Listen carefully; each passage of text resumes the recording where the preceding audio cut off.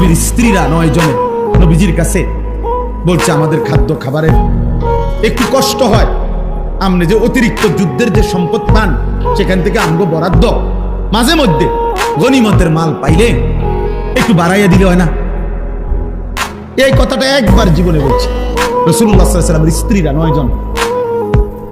আল্লাহ নবী সাল্লাল্লাহু আলাইহি সাল্লাম সেদিন এশার নামাজ পড়ে আর ঘরে যায় নাই। মনটা কষ্ট পাইছে, হায় আমার বিবিরা দুনিয়া চাইলো, আমার ঘরে থাইকা আমার বিবি হইয়া ওরা দুনিয়া চাইলো।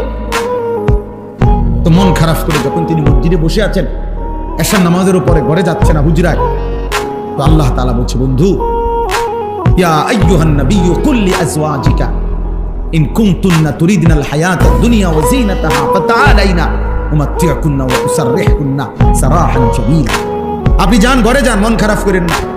আপনার বিবিদেরকে গিয়ে বলেন, হে বিবিরা, যদি তোমরা দুনিয়া চাও, সম্পদ চাও, তো যা লাগবে, যা কিছু ফার্নিচার, আসবাব, গহনা, কসমেটিক্স যা লাগবে বলো, আমি সব তোমাদেরকে দিয়ে দেব। এক শর্তে শুধু, আমি রাসূলের স্ত্রী, এটা ছেড়ে দিতে হবে।